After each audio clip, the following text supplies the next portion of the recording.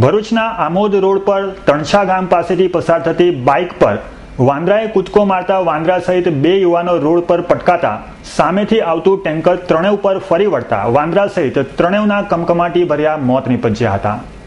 પ્રાપ્ત માહિતી અનુસાર દયાદરા નામ ખાતે રહેતો 28 વર્ષીય યુવાન ઇમરાન ઇબ્રાહિમ સુરતી બાઇક નંબર GJ16 AK6382 પર વિદેશથી આવેલ 32 વર્ષીય નાસિર યાકુબ વેદને બેસાડી દયાદરાથી આમોદ જઈ રહ્યો હતો।